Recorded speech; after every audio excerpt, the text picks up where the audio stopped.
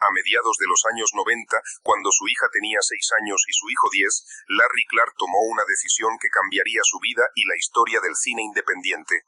Quería hacer una película sobre lo que realmente estaba ocurriendo con los adolescentes de esa época. Inspirado por Drugstore Cowboy de Gus Van Sant, Clark comenzó a imaginar su primer filme.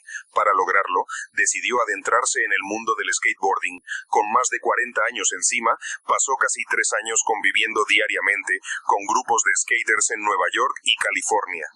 Aprendió a patinar, caminó sus barrios, visitó sus parques y poco a poco se ganó su respeto. En el Washington Square Park, lugar donde pasaban las tardes estos jóvenes, nació la idea de Kids. Pero antes de ser cineasta, Larry Clark ya tenía una mirada afilada sobre la juventud. Su primer trabajo importante fue Tulsa, un libro de fotografías publicado en 1971 con imágenes tomadas desde 1962. Ahí ya se veía su obsesión, retratar la adolescencia marcada por drogas, violencia, apatía y autodestrucción. Clark decía que siempre quiso hacer cine, pero en esos años aún no tenía experiencia y tampoco nadie iba a confiar millones de dólares a un artista que todavía estaba atrapado en sus propias adicciones. Su oportunidad llegaría muchos años después. En 1994, mientras filmaba a los skaters en Washington Square Park, Clark conoció por casualidad a un joven recién graduado de preparatoria, Harmony Korine.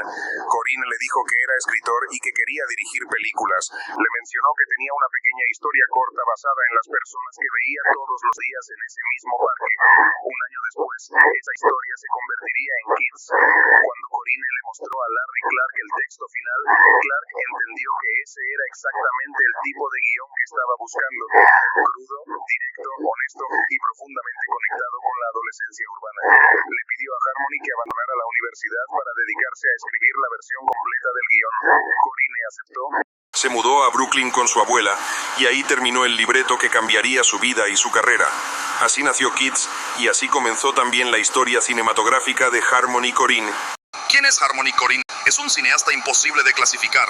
Artista, guionista, director, actor, fotógrafo, provocador, todo eso a la vez. Desde muy joven mostró una habilidad especial para retratar personajes al margen de la sociedad.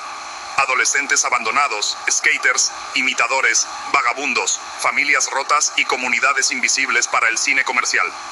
Korine nació en 1973 en una familia creativa. Desde adolescente grababa videos caseros, escribía diarios y experimentaba con cámaras baratas. Ese caos creativo sería la base de toda su carrera.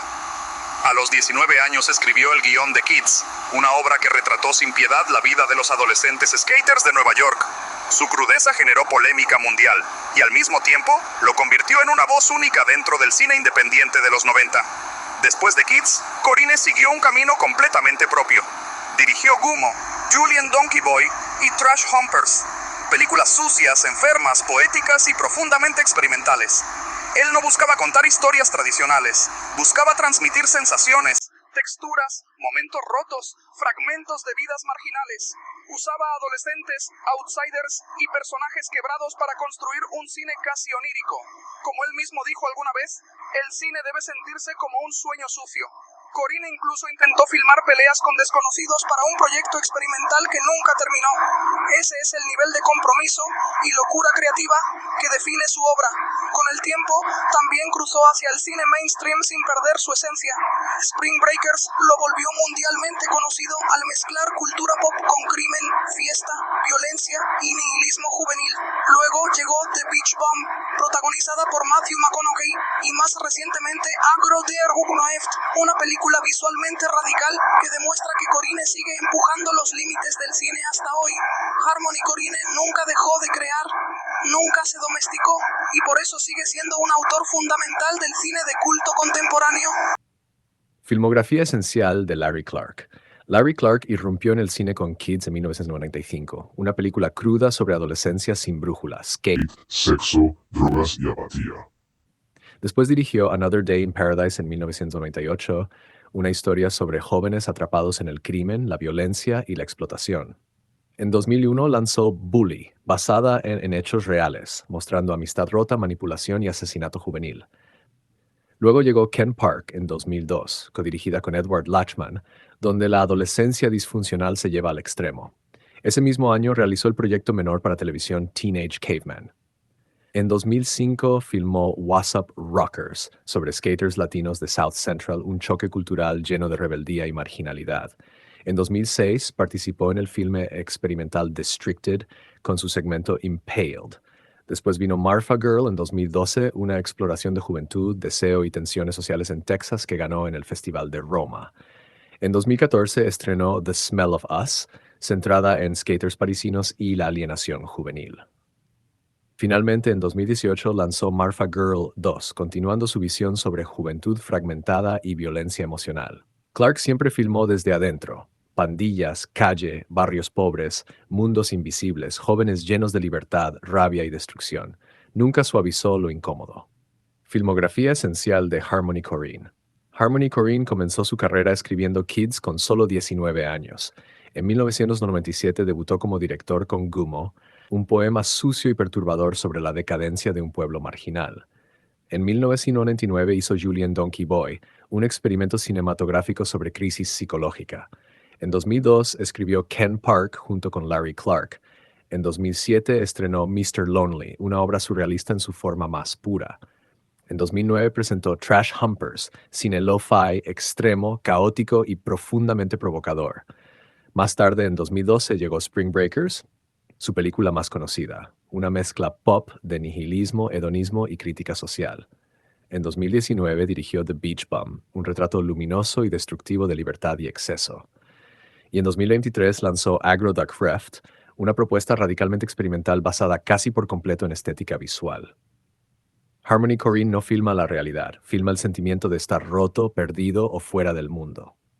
Reflexión final: cuando vemos Kids o Gumo, no estamos mirando solo a los personajes. Estamos mirando a una generación sin brújula, criada por la calle, anestesiada por la apatía, por la violencia, por la libertad sin límites.